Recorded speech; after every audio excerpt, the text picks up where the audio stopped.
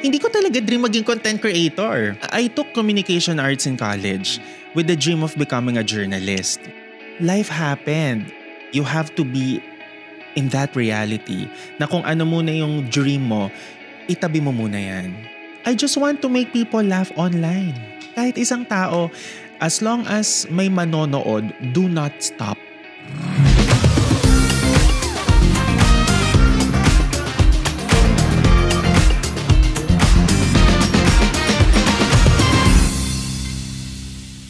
Magandang araw mga kagulong. Welcome sa isa namang episode ng Pasahero. Ako po si Mr. Angkas, si George Rieca. I'm very excited about this episode kasi ang kasama natin sa biyahe today, maraming personality, multiple personality. Tingnan natin kung sino kausap natin mamaya. Wala siyang ibang alam gawin kundi magpasaya ng tao. Alam nyo, kahit hindi siya health worker, hero siya ng pandemya. Back then, we were so scared of the future and so bored of the present. Dumating si Auntie Julie sa buhay natin and things were never the same again. It's time to know the story behind the many faces and one of the country's most iconic content creators, Mark Averilla, or as we all know him, Makoy Dubs. Hello. Welcome, Makoy. Welcome. Thank you for inviting me here, George. I'm so happy to be here. Thanks for being here. I'm so honored that you're here. Kanina when we were doing the tour, talagang lahat ng tao, head turner ka pala, Makoy. Head turner ba? Oo.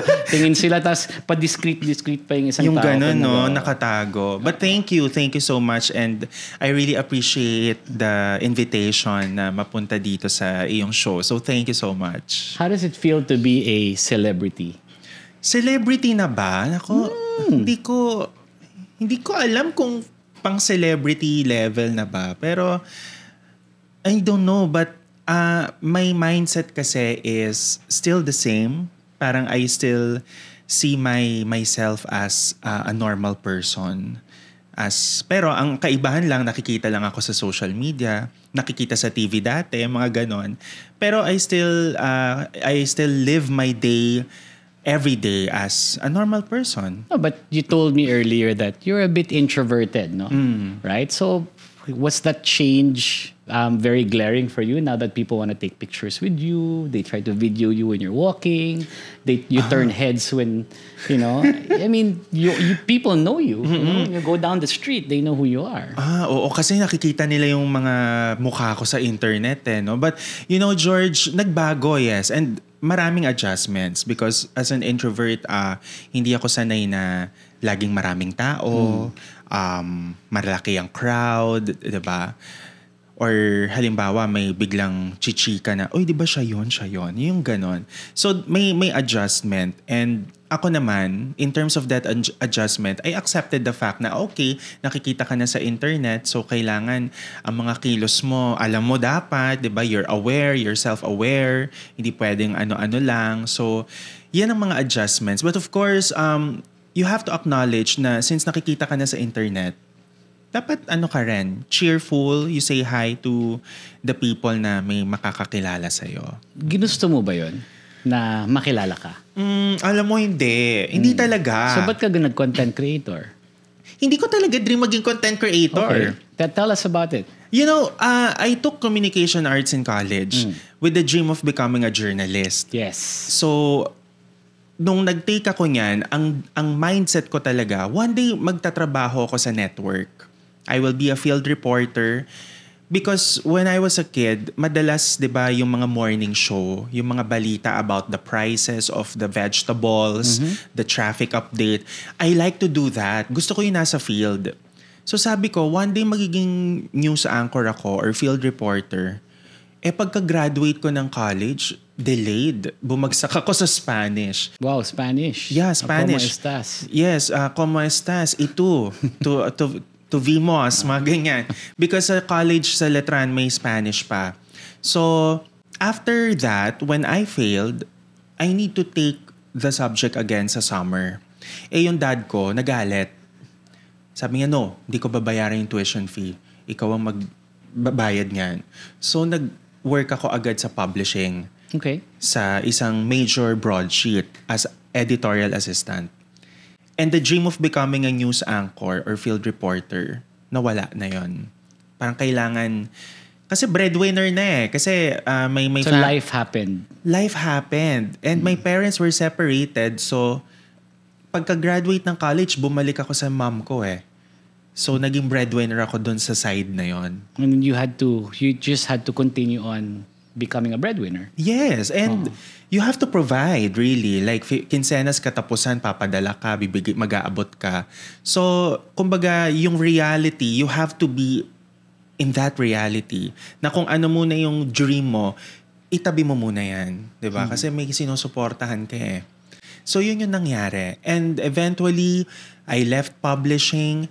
Nag-real estate agent ako. Oh, wow. For 2 years, I was a salesman. So, nagbebenta ako ng property.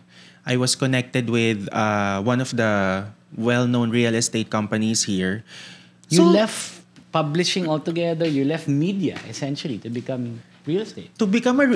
So basically, di ko alam yung path. Soul searching to. Soul searching. That was 9 years ilang ago. taon ka nito? 21. Okay. 21 ako niyan, George. And Last year lang. last year, thank you sa Botox. Biro lang. Alam mo yun, nag-aabot ka ng flyer sa mall, hahabulin mo yung prospect na kliyente. Pag nakita mong magandang watch niya, abutan mo siya. Introvert ka. You were giving flyers to people, going up to people that you didn't know and getting rejected by people. How did that make you feel? It feels, of course, it feels sad, no? Na parang, ay, kukunin ko lang naman yung number mo eh, and your name, and your email, so I can send you the list of the properties that we have. It feels sad, no? Masakit, pero that's reality eh. And every day in our life, we feel rejection, di ba? We experience rejection, and it's part of our existence in our ecosystem, and we have to accept that fact. And you know, as real estate agent before, I'm dealing with that every day, 'di ba?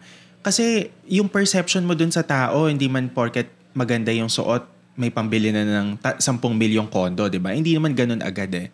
So mahirap kasi comfort zone mo, introvert ka, and then you reach out to people.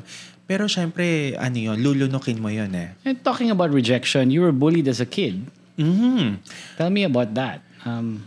Okay, so bullied in a way because palipat-lipat ako ng school nung elementary kasi nga ang parents ko separated. So minsan, sa mama mo muna ikaw, o sa tatay mo muna ikaw, ganyan. So nung napunta na ako sa sa father side ko, lumipat ako ng school when I was in grade 4. I admit, nag-adjust ako talaga. Kasi iba yung mga kaklase ko sa Cavite, iba rin sa Laguna, di ba? So, syempre, adjustment eh. So sila, may mga friends na sila, di ba? May mga di ba may mga circles na sila? May cliques na. May cliques na sila. Oo, meron ng, yung mga, anong lunch mo? yung mga ganyan, di ba? Me, Anong lunch mo yan? Ako usually hotdog 2 pieces with white rice. Nice. Diba? Usual ganun naman eh. Oo. Pero pag sweldo, chicken nuggets. Wow. Oo, with letters.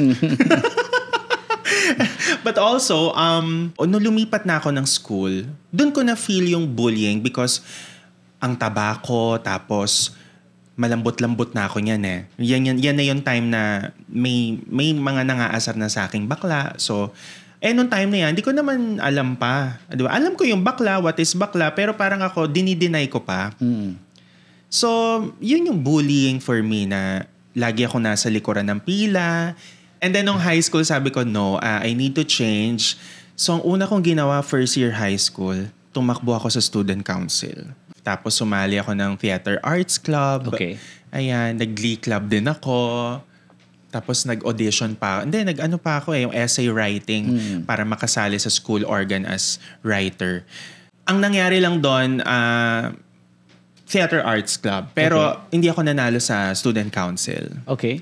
So, and then eventually, one day, late yung teacher. So, nanggagaya ako ng prof. Ginagaya ko yung teacher. The way she talked, the way yung gestures nila habang late pa sila. And then, nakapita ko, ay, tumatawa yung ka-classmates ko. Oo. Ilan ba kami sa classroom nun? 30. 25, ganyan. Sabi ko, ay, pwedeng mag-impersonate. And then yun na, hanggang sa nag-second year, sumali ulit ako sa iba't ibang mga organization sa school, hanggang sa naging CAT officer ako nung 4th year. Wow, nag-CAT officer ka, Diyos ko. Sumali pa ako ng cheer dance competition. Lahat na. Ng Ikaw dance na. contest. Ikaw na. And even singing contest. You know, this is, I think, also what, looking in hindsight, this could have also been what started your entrepreneurial career. Because one of the things in being an entrepreneur is taking the problem in front of you, taking that adversity and turning it around to something positive. And how when you overcome that, it creates a new path, for success. And because, sa tingin mo ba pag hindi ka binuli at naging popular ka agad, would you have found comedy? Feeling ko nga hindi Feeling ko that's the instrument or a canon event. Taray ng canon event. Parang milestone. Parang Vatican, di ba? Canon event. I think hindi yan mangyayari kung hindi ko na-experience lahat ng good and bad when I was young. Yeah. And vital yan sa existence ko. Kaya it's me. Adversity is okay, right? And there's a book by Ryan Holiday. It's called "Obstacle is the Way," and he teaches you that the problem is actually not something to solve, but it's actually what allows you to create the path where that can lead to your success. And I think that's a glaring example of how you fell in love with comedy, right? And how you became who you are now. That was like the beginnings, diba? Yes. Pero hindi mo pa siya pinagkakitaan. Hindi pa. So, nung mga time na yan. Naisip mo ba pagkakitaan yung comedy na every time may joke ka, merong tip box sa harap na bibigay ng estudyante, wala namang ganun? Hindi ko naisipan actually yan. Piso-piso. Okay, manggagaya ako ng prof ngayon na. Okay, andyan ang alkansya. Hindi ka pa negosyante. Hindi ko pa naisip yan. Libre pa. Nako, napakaswerte naman ng mga classmate mo. Diba? Kaya nga dapat ngayon sinisingil na natin. Biro lang. Pero hindi ko naisip yan. But when I was in Qatar, when I was an OFW there for nearly a year, doon ako nagkaroon ng idea what is social media. And nung time na yan kasi, social media is booming. No? Maraming sumisikat sa YouTube. When you post something on Facebook, pwedeng mag-viral the next day. And then also, diyan ko rin napansin na we are into apps already, like food deliveries, diba, mobility solutions, or like for example, blood pressure app. May mga ganyan, no? So pag uwi ko ng Pilipinas, I worked in the advertising agency in DDB. And naging accounts manager ako doon. I'm handling a food brand and a telco brand. So sabi ko, okay, ganito pala yung content creation. This is how they do it. Tapos may mga nakikita ko, may mga listahan ng mga influencers, may mga term ng vloggers pa nga noon time na yun . Sabi ko, okay, ganito pala yung ginagawa nila. And kagagaling ko lang noon from dysthymia or persistent depressive disorder. So, and sabi ko, I need an outlet, kailangan. Kasi kung magpe-painting ako, magastos. Kung mahilig ako sa kotse, kung mag-go-kart ako, ang mahal ng go-kart per session. Sabi ko, social media. Kasi libre. It's the only way na pwede mong ma-access. And I'm hearing a lot about monetization already. So sabi ko, try natin. Outlet lang. So, doon ako gumawa ng unang video on Facebook.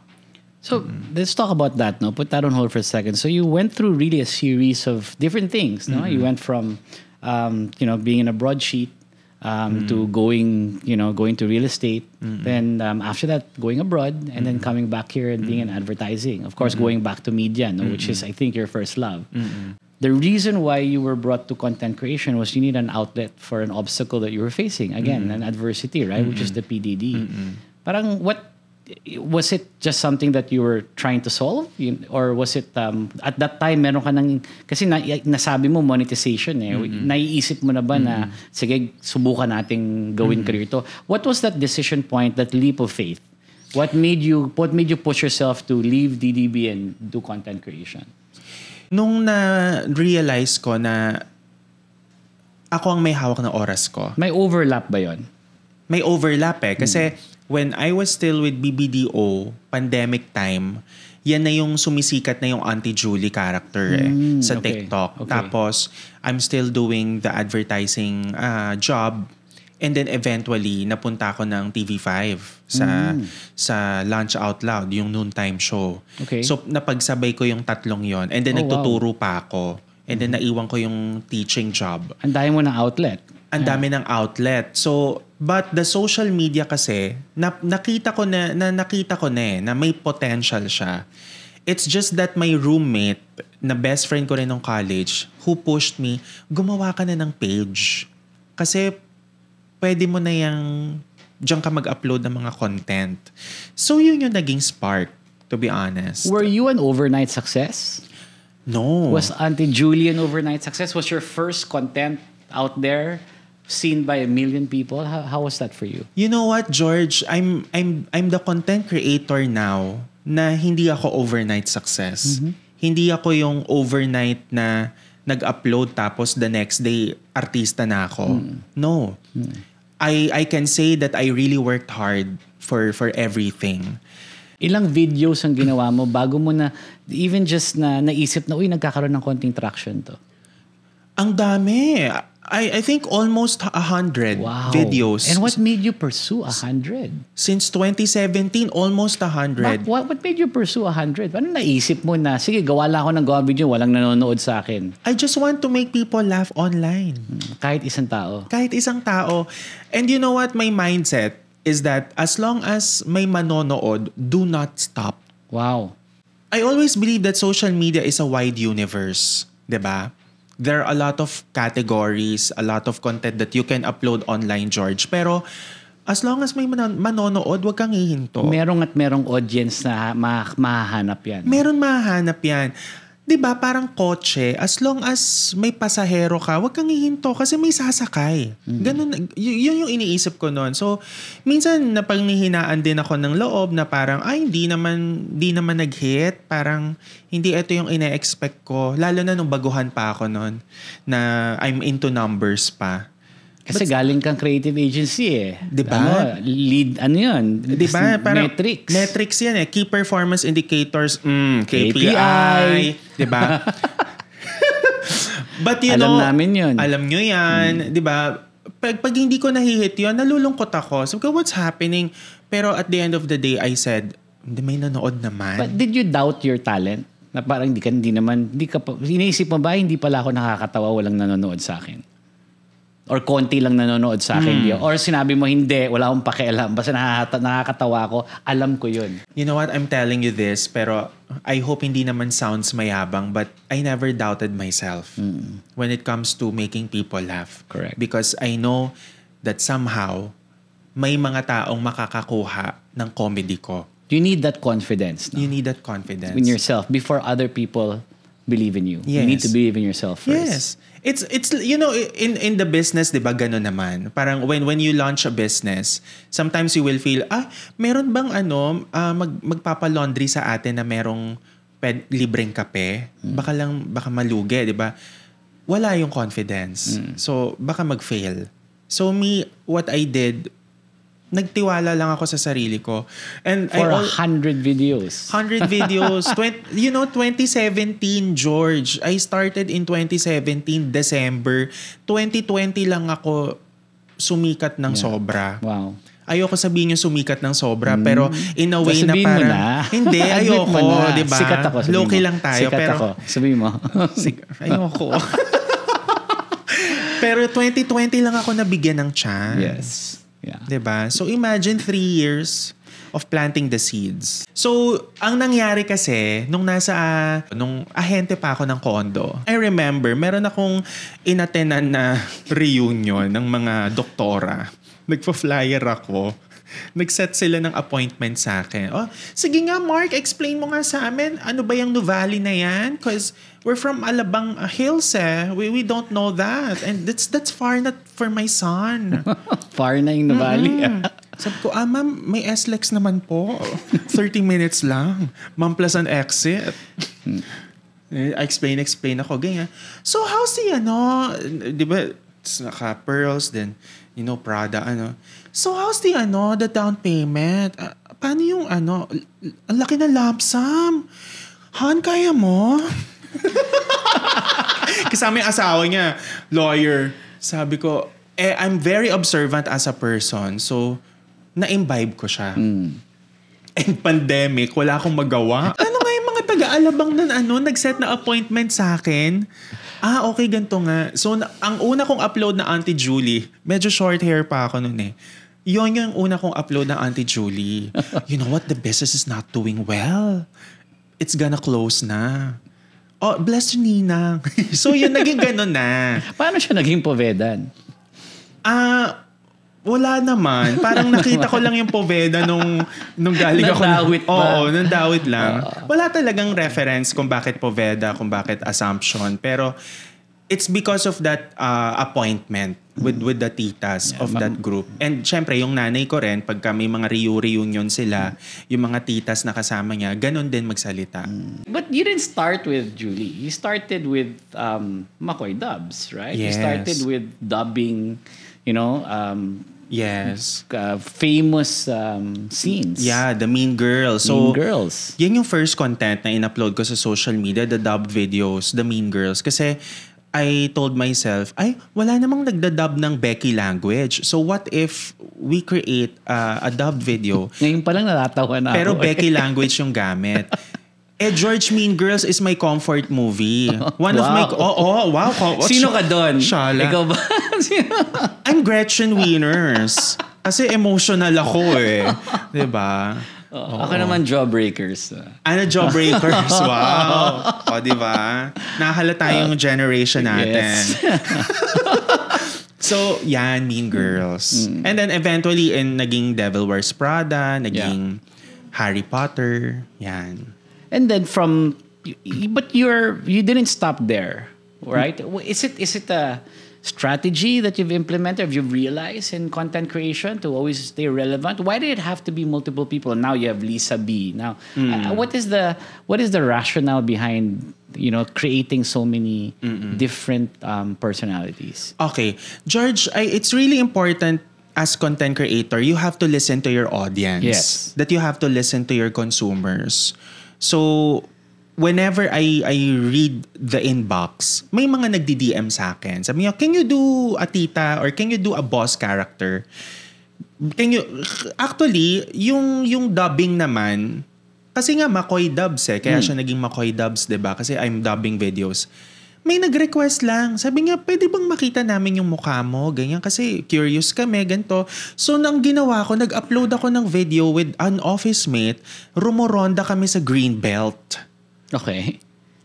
And then, nagbe-Becky language lang. All the bells, Camerut. And then, another video is, nag-vlog ako na nagpunta ako ng convenience store. Tapos, may nabili akong saging na ganito kalaki. Laki naman ng saging. Ang laki nung saging. And then tawag ko sa kanya, nyoging. So, all the bells, may kwento a kiss-kiss. Gora bells and lola ngay, singini stop, ganyan. Ang laki talaga nung saging. As in, first time ko makakita ng ganung saging. Doon nila nakita yung mukha ko. Malaki at mataba. Malaki, payat. Pero mahaba yung saging. Okay. Baka maano ako. And then, yun na. And then sabi ko, hindi nga pwedeng dubbing lang. Kailangan magpakita ako ng mukha. And then pandemic happened. Ang daling gumawa ng videos because of the skits. And namimiss nating mag-travel, di ba? So, the first video that I uploaded on TikTok is the immigration video na nagsastamp ako kunwari ng passport with the bubble gum. So, yun yung una. And then eventually, naging Auntie Julie, naging reporter, naging Lisa B. So, yun siya.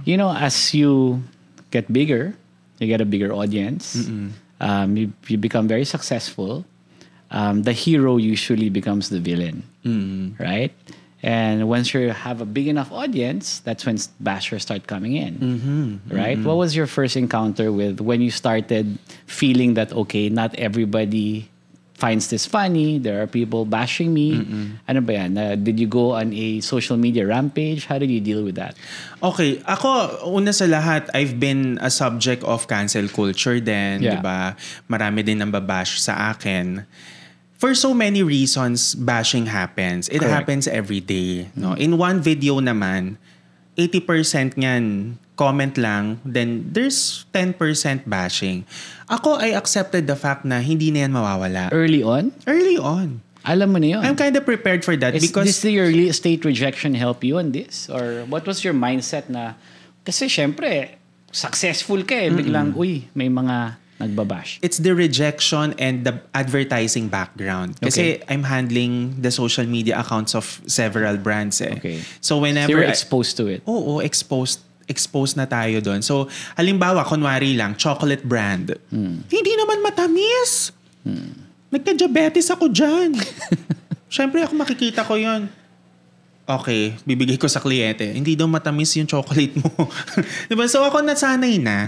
Kaya pag nababash ako noon, pinapalagpas ko lang. I usually react kapag kailangan kong mag-react because maiapektuhan yung image ko. 'Di ba? Lalo na kung falsity or let's say it just meant to tarnish my reputation. Talagang magko-comment ako na kailangan i-address. Pero usually pinapalagpas ko eh kasi pag It never ends. yeah, pag kasi masyado kang nag-dwell into that energy, maaapektuhan ka talaga. So kailangan you know how to compartmentalize. Run me through the thought process of compartmentalizing. What goes in your head? How do you, parang, sige, kailangan kong deadmahin to. Kasi like, for example, with Angkas, we also use a lot of comedy. And we're very risque when it comes to the comedy because we talk directly with our audience. And our audience, that's the way, we want to be that friend that you talk to in the market. And ganun magsalita yung market namin and we embrace and accept that. But we are also the butt of cancel culture many times over. We had a lot of misses. And before, I used to answer every single comment until talagang it was an impossibility, right? Like if you have 10,000 comments, how do you answer kahit 10% of that? That's 1,000 comments. Diba? Right? But so how did you do that? I mean, kasi ako, it wasn't my decision, right? I was cut off from answering by my company. So hindi ko na-develop yung yung discipline. Yeah. So for those content creators out there na bago, how do you develop the discipline? So for me, nakakagigil yun nakakagigil naman talaga. Pero ako kasi, pag may nakikita naman akong bashing against me, especially if it's not worth my energy, hindi ko napapatulan. Because pag pinatulan mo, you're feeding their ego. You're feeding their energy. Yeah. Parang ano yan di ba? Parang sipon na pag hindi mo ginamot, kakalat, di ba? Tapos kakapulmonya ka. But anyway, ako, ganun yung ano ko, no? Okay. Ang gulo nun. But anyway, but compartmentalization. Lahat ng mga bashers, sipon daw kayo, ha? Sipon. But compartmentalization is very important. Yeah. Not just as content creator, but also as business owners, as entrepreneurs, as artists, as as leaders. You know why? Because think of a scenario or think of a happening, it's just a circle. Cut it into 4 and each quadrant, kailangan may certain level ka of energy and attention. So, how you distribute. How you distribute your energy. Okay. And a lot of people, a lot of the bashers are really just there to bash. Regardless whether you answer them or not. They're not asking for a reply. Yes, they're just there to bash. They're just there to bash at the same time. Parang neck-neck mo yan di ba? Diba? Pag nineck-neck mo ka na ako or pangit ka, wala ka na masasabi. Wala na masasabi. Di ba? So ako usually... Nangaasar ka na lang. Nangaasar na lang. Ano na lang, kumbaga, para pa-bad tripin ka. Di ba? But for me, yun ang ano ko. May mga bashers or comments na hindi na worth it patulan. May iba naman masaya din patulan, lalo na kung maganda yung clapback mo, but not all the time. You have to be very careful. And then merong ding iba na wala, nandyan lang sila. They're just there. And you know what's very important as sa social media ecosystem natin ngayon is that if mapapansin niyo, yung comedy mahirap nang gawin din nga right now. Yeah. Because marami ng factors, 'di ba? We are so fed with so many information. So minsan ang hirap kung saan natin huhugutin yung jokes natin, ganyan. So that's the challenge right now actually. How do you stay relevant? Because comedy is very situational, and it's also at the present, right? Usually there's a lot of trends that you hijack or topics right now that are relevant to people, right? And you lamanize that. So where do you get your inspiration apart from your daily life? My inspiration, it's number one because I commit. I commit, and this is my bread and butter. So if I stop, walang income, 'di ba? Number two, I observe. So I observe in a way na pag nasa coffee shop ako, minsan papakinggan ko, ano kaya ang pinag-uusapan ng katabi ko? Kasi pwedeng may manggaling na joke doon eh. Minsan, I also ride different kinds. Angkas, oo. Nag-aangkas ako pag coding. Like one time, ano nga yun, I remember nung coding ako a month ago, kwento yung rider. Yes, kuya. Tapos nagkikwento lang siya, ganyan. Nga matipid tong motor ko, ganyan. Nakarating na to ng Marilake, nakarating na to ng Baler, ganyan. Wow. Oo, ganda. Malaki na daw yung mileage ng motor niya, pero since ma-maintain daw siya, tapos pang weekend niya lang daw ginagamit, marami daw siyang motor, tapos nag-aangkas siya. Commitment is key. Commitment is key. And you know what? That rider, nung kwento niya sa akin, kaya daw siya nag-aangkas kasi sabi niya sa akin, he loves driving. It clears his mind. And it inspires him to meet different kinds of people from all walks of life. Correct. Marami daw siyang nasasakay na na mga boss na, 'di ba? So isipin mo 'yon, yung market, yung reach mo. So ganun din sa content creation, ganun din sa entrepreneurship. You'll never know sino yung matatap mo eh. Correct. 'Di ba? So there. But now that you have a base, right? You have a following. You know, a lot of people say with this type of, with such power comes with responsibility also. Si Spider-Man nagsabi niyan. How do you censor yourself, or how do you select? Because you also deal with sensitive content that you want to lamanize and you want to create that discourse, which is, I understand. But how do you know to set your boundaries, or what, that line you put? How do you do that? Okay, responsibilidad mo lahat yun. Ikaw judge, executioner at the same time. Diba?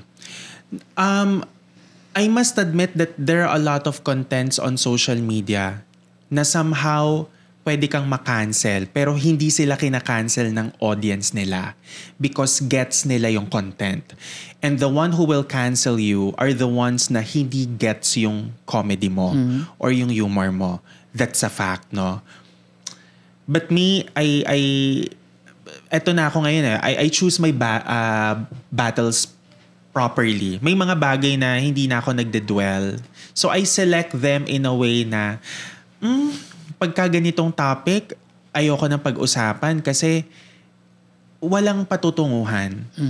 And in today's age, especially on social media, kahit anong gawin mo, good or bad, may magko-comment pa din. Correct. 'Di ba? So, it's really it all traces back to compartmentalizing.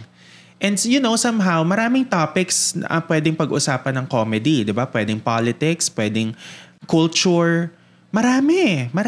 But it's not just about comedy for you, no? You're also trying to have some messages there, or try to spur conversation. Yes. Pero kailangan yung may alam ka. You have the knowledge to talk about that topic. Kasi sometimes may mga topics na pag-uusapan mo and then hindi ka sure. So yung answers mo or yung discourse mo din clouded, 'di ba? So importante you know how to answer. Ang hirap niyo because comedy is highly nuanced, right? Kung may ginagawa mo siya into a comedic twist, you really need to have deep knowledge of that topic. Yes. Right? Otherwise, it falls flat. No? Yes, because pagka gano'n naman, limbawa, you just ride on the topic without any knowledge, ang tendency magiging clout chasing lang din, di ba? Kumbaga, it just adds noise. Hindi siya authentic. Hindi siya authentic. What is your best hit in your head? What are you most proud of? What topic and, what comedic twist did you apply that really you were like, wait, okay yun Sa content? Yeah. I really like the impersonation of celebrities when they go to clinics, derma clinics. Kasi that's really who they are. With the shades. Hi. And then with the laser here, the injections here. I like that, no? That's a satirical content. Number 2, I also like the crossovers or multiverses. Like, for example, Filipinos sa Titanic. Diba? Yes. Na nasa loob ng Titanic. Tapos budots yung tugtog. Yeah. Diba? Yung Very cultural. Diba? Yes. Very cultural. Pero may makakagets. And it's profound because now you get to, it's introspective. Diba? How Filipinos will react in certain situations. Diba? May makakagets. Wow. So, I'm really proud of that one. And then, the boss, the multiverse boss, Lisa B. Because, at some point sa buhay natin, nagkaroon tayo ng ganyang boss. Diba? Very chill lang, very cool. And of course, yung mga car, everything related to car. I like that. Why do you like cars? Diba? Parang ang unusual, diba, for a gay man. I don't know, since bata pa ako, I used to collect Tomicas. And pag nasa Toy Kingdom kami, or let's say mga toy store, lagi akong tumatambay dun sa mga may kotse. Until such time na when I was able na to purchase a car, sabi ko, parang ang sayang mag-build ng car. Have you purchased your dream car yet? Yes. Oo. Simple lang naman yung dream car ko Oo. Rolls Royce ba yan? Hindi. Civic. Okay. The typical Civic. But you want to build a car? You want to restore a car? You want to build a car? Just build yung palitan mo ng mags, diba? Okay. Palitan mo ng intake. So, lahat to galing sa pagiging content creator? Yung pagkahilig sa kotse? Hindi, pagkabili mo ng kotse. Yes. Oo. So, magkano kinikita mo? Ay, ano ba yan? Ang kinikita ko, okay. Mukhang malaki. Oo nga, Kasing laki nung saging. Sagutin ko ba? O sige, ano na lang siguro? Yung range simple. na lang. Yung range so, na lang. bigay mo sa akin yung journey of kitaan ng isang sige. content creator. Alright, sige. From Kasi kung figure 0 to baka 50, 51 to 100 video. Hindi, kakabayad ko ano lang. yung iniisip na, when it starts trickling in, di ba? Parang, how do you now scale? Di ba? Paano ba kumita ang isang content creator? Hindi ko rin alam eh. Di ba? Kasi parang, hindi pa ako kumikita eh. So, paano ba kumita isang content? Paano ba ako kikita dito? Sa ginagawa kong to. Sa ginagawa natin, di ba? It's very important na for content creators, if you want to earn money, the number one commitment that you should have is do not stop and continue making content. Okay. That's number 1. Pangalawa, gain your audience. Okay? Ano yung audience na yun? 1,000, 100,000, 10,000? Ano ba dapat tinitingnan natin? Anong metric para makita yung kita? Let's say 10,000 followers, you're good. Good na yun. But also per platform kasi, iba-iba rin kasi ng metrics. Okay. So like for example, may mga tinatawag tayong micro-influencers, macro-influencers, and then nano-influencers, yung maliit ang following, and then the celebrities. No, yan yung mga artista na. So, ang paraan para kumita ng pera sa social media is through branded content and of course, paid ads. So, anong una? Branded, paid ads? It depends. Okay. It depends actually. Hindi siya one size fits all eh. Like for example, sa Instagram, the way content creators earn money on Instagram is through sponsored posts. Okay. So like for example, a chocolate brand will tap George Royeca to promote the chocolate brand, and then babayaran ka ng kunwari 20,000 per okay post. na yun, 20,000. Tanggap na yun. Tanggap na yun. Actually, depende rin because maraming metrics eh. Sometimes the brands are looking into the number of their following. yung profile ng mga naka-follow sa kanila. Maybe clearly you have an edge because you were in advertising, no? Pero paano sa mga wala, may manager ba yan? Meron bang taong tinatawagan para ilako yung page mo or yung pagiging social media creator mo to brands? We're just talking about the branded content. Yeah. So usually what happens is that kahit walang manager, pwede. Yun yung laging yung tatandaan. You don't need to have a talent agency to earn money from social media. Usually, sila nga lang eh. That is why I know... Tapos mapapansin ka pag may followers ka na. Mapapansin Basta ka. tuloy-tuloy lang Tuloy-tuloy lang yun. Then somehow, pagka may mga managers nang gustong mag-manage sa'yo kasi kilala ka na, it's up to you kung gusto mo mag-sign or hindi. Okay. So, but mostly, sa mga nakikilala ko, they prefer to be self-managed kasi mas hawak nila oras nila. Though, of course, the advantage na meron kang manager is, syempre may mag-aasikaso ng schedule mo. Someone will help you on tax purposes, diba? Or scheduling. But you don't need a manager lalo na kung gusto mo ikaw lang. Okay lang yun. And then, in terms, that's for the branded content. What about the ads? Diba parang automatic ba yun? Or how do you have to sign up somewhere? Okay, so usually for YouTube, example, and Facebook Reels or Facebook videos, what will happen is when you upload a video that is 2 minutes and up, so like for example, 2 minutes to 10 minutes, kunwari lang, at the middle of the video, after 3 minutes, may magpe-play na 15-seconder ad. So usually, ang nagfi-feed niyan si platform. Si YouTube or si Facebook. Then kunwari, brand ng detergent or fabric conditioner. Yeah. So may budget na yung brand for that. And then, a percentage of that budget will goes to your bank account. So Facebook and YouTube will send you a remittance form or a remittance proof na, okay, George Royeca, you will receive XXX amount for this month. So, pero ano yung proseso nun? So, bago pa ako, nagkakaroon na ako ng followers, tapos nagkaroon na ako ng enough followers to field an ad by the platform. Do they call you now to create a bank account? Usually, hindi naman tatawagan pero they will send you an email or magno-notify siya sa application mo na you have to fill out the payout form. Usually sa ano lang yan, online, you'll just put the bank details, name of your bank, and then the SWIFT code of your bank because galing ng ibang bansa, and then of course the W8BEN form. The W8BEN form is... Sinusulat nyo to Sulat nyo to. So the W8BEN form is actually a tax form in the United States para mataksan ka nila. Okay. So, what was your first check? My first check? OMG. I got my first check. It was 2018. My first... 1 year later. 1 year later. Oh my God. 1 year. 1 year Diyos later. Ko. 1 year later. It was a brand, a fabric conditioner brand. What was the amount on the first check? 5,000. Wow. Diyos ko. And you know what? My Tapos ngayon, 5 million na. Hindi per content. Hindi. Diyos ko. You know what? 2 years. 100 videos. You know, after 28... Loko lang BIR hindi totoo yan. You know what? 1 year 1 year. Since, 5,000. kasi 2017 eh. 1 year. 1 year ako nagkaroon ng sponsored content.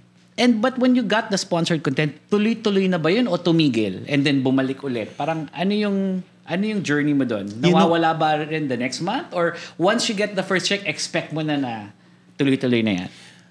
Alam mo, hindi. Hindi siya stable. Wow. Hindi siya stable. Okay. Content creation is not, for me I must, in my own opinion, it's not a stable industry. Because number one, you're only as good as your last sale. Or you're only as good as your last content. Pag hindi ka talaga nag-upload regularly, walang mangyayari. So you should be very, very consistent. And sometimes yung ina-upload mo after the fact won't get that many hits. That's so true. Wala ka rin check eh. That's true. So talagang just commitment. Just no? commitment. Hindi rin Commitment pala lang. madali maging content creator. It's- Parang negosyo din. Negosyo siya. It's really a business and branding. That's why I must say then and to share to aspiring content creators, just create, upload, and be consistent.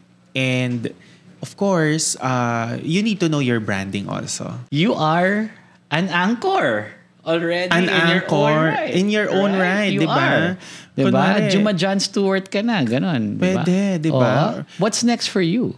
What's next for me? I want to have a horror movie. And Bakit horror?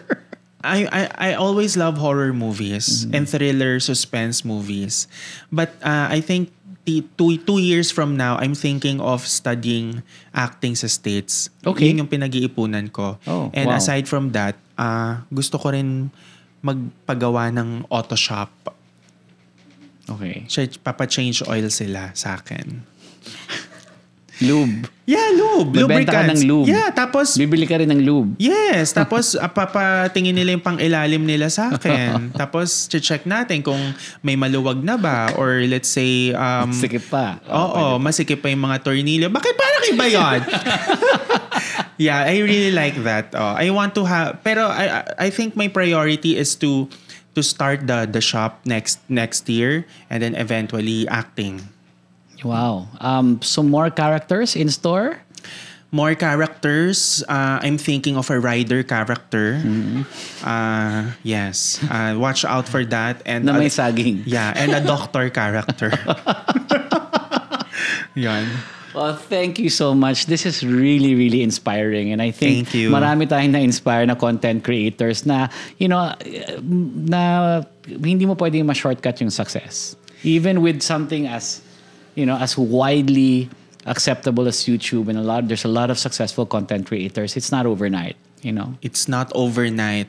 But ano rin siya it takes a lot of hard work and commitment. Yeah. And kindness. Yes. And remember, mas maganda na mag-overnight kaysa mag-one night. Sorry, baka makat yun. Hindi, wag. Wag kakat yun. And, this is, and to deal with bashers better. Yes. Right. Yes. Because I think that's going to be the first rejection point. Oo So, naman. lahat Oo. talaga may rejection. Yes. Thank Lahat you may very much. rejection, Ngayon, yes. hindi na natin rini-reject si McCoy Dubs because he is a celebrity. No, And we're very, ayoko. very, very honored that he was here tonight. Maraming salamat, Thank McCoy. you. Thank you so much. And more power. Maraming salamat din sa inyo mga kagulong at sa ating mga Angkas Riders. I hope marami kayong natutunan sa kwentuhan natin today. Follow nyo po ang ating mga social media accounts for more business and diskarte tips mula sa akin at sa ating mga kausap dito sa show. Ako po si Mr. Angkas, George Rieca, ang inyong pasahero. Ang lagi kong paalala sa mga aking mga kagulong, lahat tayo kayang umangat. Kaya sa ating mga taga-angkas at sa lahat ng tao, Angkas Pilipinas.